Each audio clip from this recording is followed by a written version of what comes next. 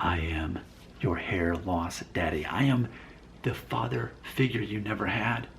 Your own father was not that involved in your own life. He was not there to encourage you and say, I love you, I care about you, you can do this. He wasn't there for that.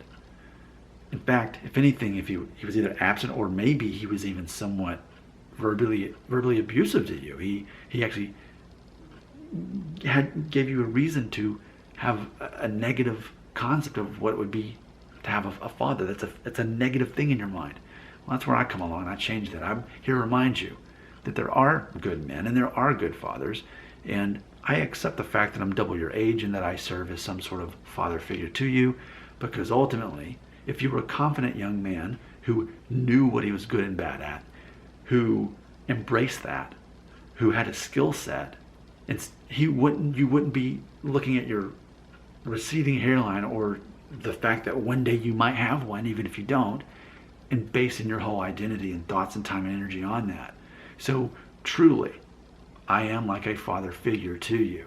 I think something I've noticed specifically is people who tend to be more obsessed with watching my videos are those who come from more of what I would call more of a broken home background, where their father was not positively involved with their life. And also, therefore, they didn't have a father to explain to them, hey, by the way, pornography, forget about heaven or hell or sin or not, or religion. It's psychologically destructive. So now we've got a young generation of guys that are obsessed that one day they're going to lose their hair because they think, based on what they see on constant porn all the time on their phone, and based on the fact they didn't have a father figure that was a positive influence on them, they get caught up in that version of reality, which is a very hellish situation. I am here to rescue you out if you choose to be rescued out of that. With that being said, let's see what I'm going to make a video, because I do not rehearse my videos. I just kind of scroll through and see who left a comment. Okay, here it is. I made a video called Age 35, Not Balding Yet, Probably Won't Go Bald Anytime Soon. Our good friend Matthew McTeague had this to say. So what is the theory? Age 35, any, all caps, any, age 35, any degree of balding, and you will continue balding from there on in. And if no balding, you're basically safe from hair loss. And then when I responded, I said, yes, but receding temples like Norwood 1, that doesn't count as balding. So then he replied, perhaps we can amend the theory to say that less than Norwood 3 by age 35 and one is safe, but Norwood 3 by age 35, hair loss is an ongoing issue. That's pretty close is what I would say. Here's what it comes down to. Let me get my Norwood chart out. So ultimately what I'm going to say is this. You're here at age 35.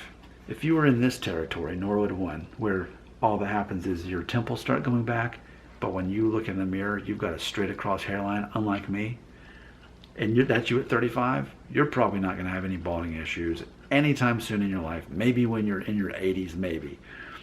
If you're at this stage, Norwood 2 by your 35th birthday, where you've got more of the V like I've got, but you have no actual noticeable thinning, then I'm going to say you too are probably pretty safe for most of your life. I'd say easily into your 70s, you're still going to have a full head of hair. Maybe at that point you'd be more like me, because people say that I'm somewhere between a 2 and a 3, but my hair is thinner on top. Not necessarily diffuse thinning, but my hair is thinner on top. So what we have to look at, not necessarily just the Norwood, but also the thinning. So for me, for example, at age 35, which was 3.5 years ago, my hairline wasn't much different than it is now. But since age 30, I've had noticeable thinning on top. It may not be noticeable to you, but for me, I've been able to notice it. All right? So in my case, I'm going to be someone who's dealing with mild balding the rest of my life.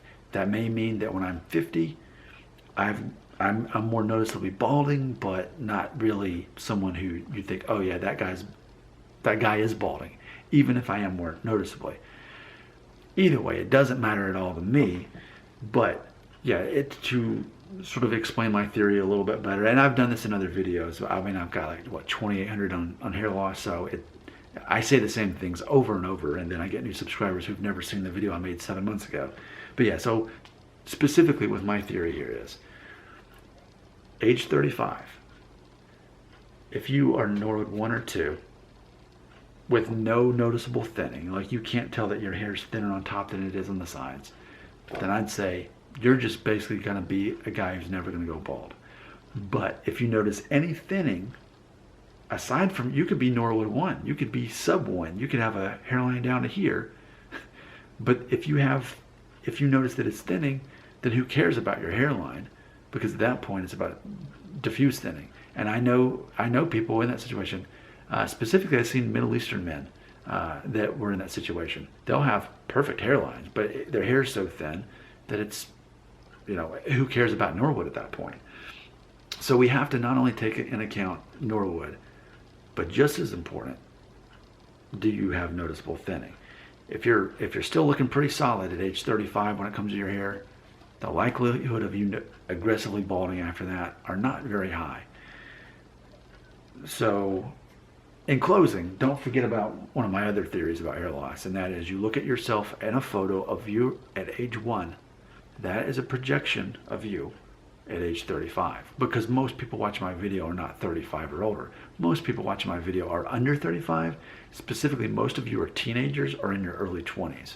So, you of all people really can't know. What do? Wait around for 15 years to find out? 20 years? That's not any fun. So just do what Nick says.